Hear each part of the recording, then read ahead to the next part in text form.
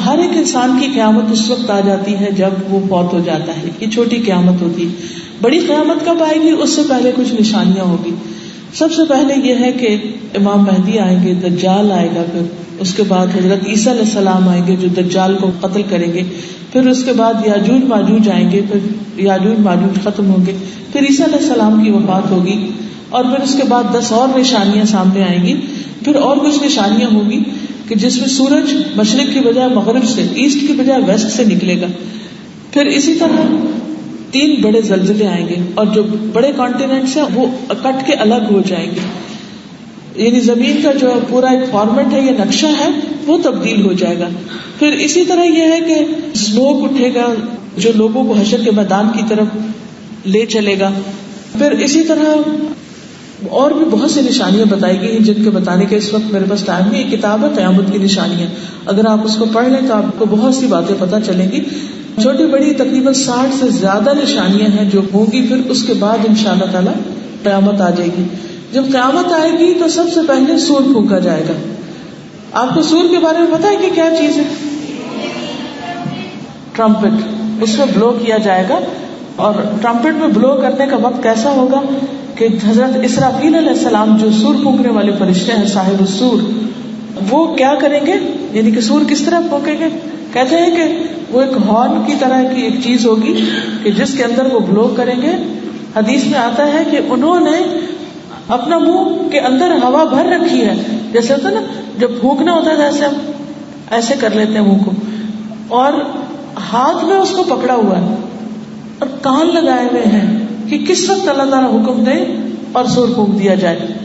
تو اللہ سبحانہ وتعالیٰ کے حکم سے وہ سور پھونکیں گے، اور سارے زندہ لوگ جو بھی دنیا میں ہوں گے وہ سارے کے سارے فوت ہو جائیں گے، اور وہ سخت گھبراہٹ کا وقت ہوگا. سور پھونکنے کے بعد کیا ہوگا؟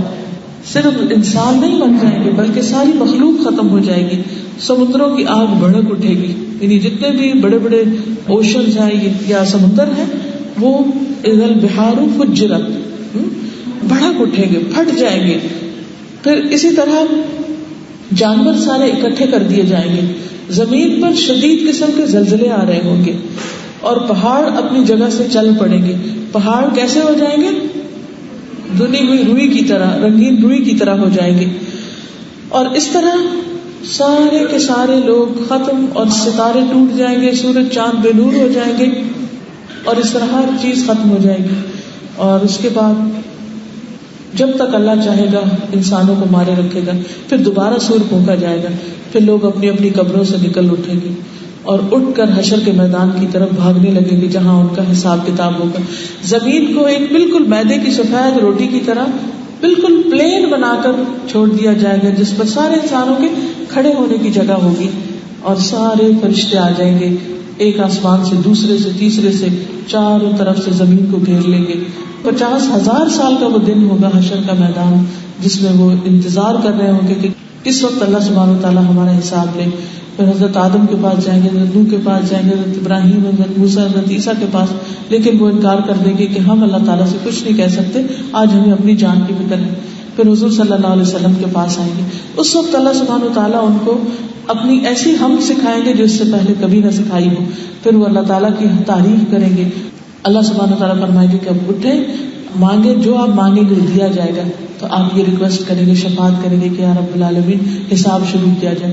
پھر حساب شروع ہوگا، اور اللہ سبحانہ وتعالیٰ اتنی تیزی سے حساب لیں گے سب کا کہ جیسے صبح سے لے کے دوپہر تک سب کا حساب تمام ہو جائے گا. سب سے پہلا حساب جس کا ہوگا وہ علماء ہوں گے، یعنی جن کے پاس نالج ہے، ان کا حساب جلدی ہوگا، وہ جلدی فارغ ہو جائیں گے. اور جتنا جتنا آپ سیکھتے چلے جاتے ہیں اتنا اتنا آپ کا وہاں کھڑا ہونا کم ہوتا چلا جائے گا اور آپ جلدی فارغ ہو جائیں گے. دنیا میں بھی آپ دیکھیں کہ جو لوگ بہت پڑھ لکھ جاتے ہیں پھر ان کے ساتھ VIP ٹریٹمنٹ ہوتی، ان کے ہر کام جلدی ہو جاتے. اسی طرح جو لوگ دنیا میں نیک کام کریں گے آخرت میں ان کا حساب کتاب جلدی ہوگا. پھر شہیدوں کا ہوگا، پھر اور نیک لوگوں کا ہوگا.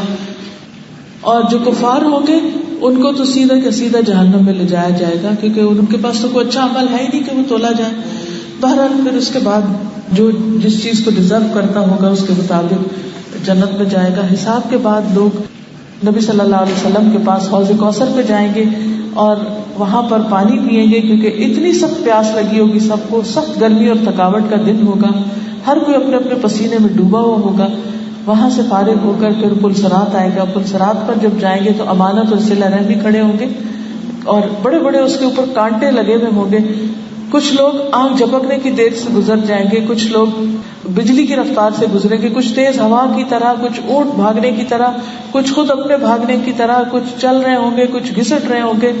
اور جو لوگ ان میں سے رشتہ داروں کے ساتھ تعلق کاٹ کے رکھتے ہیں اور امانت میں خیانت کرتے ہیں, اپنی ڈیوٹی پوری نہیں کرتے, اپنی ذمہ داریاں نہیں نبھاتے, ان کو وہ کانٹے جو ہے نا پکڑ کے جہنم میں پھینک دیں گے, وہ آگے نہیں جانے دیں گے, اور جب تک وہ سزا نہیں بھگت لیں گے وہاں سے نکلیں گے نہیں. بہرحال جب لوگ پل صراط پار کر کے چلے جائیں گے تو آگے پھر ایک کنترا آئے گا, ایک اور چھوٹا برج آئے گا. اس برج پر کھڑے ہوں گے اور وہاں پر یہ سب اب جنت میں جانے والے لوگ ہیں, لیکن ابھی بھی ان کا حساب چکایا جائے گا, حقوق العباد کا حساب ہوگا. آپس میں ایک دوسرے کے لین دین ہوں گے, اس کی نیکیاں اس کو دی جا رہی, اس کی اس کو. اب اگر دنیا میں کوئی کسی کی غیبت کرتا ہے تو بے شک بہت نیک انسان اور اس کے پاس پہاڑوں برابر نیکیاں, لیکن جس کی غیبت کی اس کو اپنی نیکی دینی پڑے گی, اللہ یہ کہ وہ معاف کر دے. بہرحال وہ معافی تلافی ہوگی, پھر ایسا ایسا پھر جنت کی طرف نکلیں گے, سب کے دل دھو دیے جائیں گے, سب آپس میں بھائی بھائی بن جائیں گے. پھر نبی صلی اللہ علیہ وسلم سب سے پہلے انسان ہوں گے کہ جو جنت کا دروازہ کھٹکھٹائیں گے, اور پھر جنت کا داروغہ کہے گا کہ ہاں مجھے حکم دیا گیا تھا کہ آپ سے پہلے کسی کے لیے دروازہ نہ کھولے. پھر دروازہ کھلے گا, پھر سب لوگ جنت میں داخل ہو جائیں گے اور ہمیشہ ہمیشہ کے لیے وہاں رہنے لگیں گے.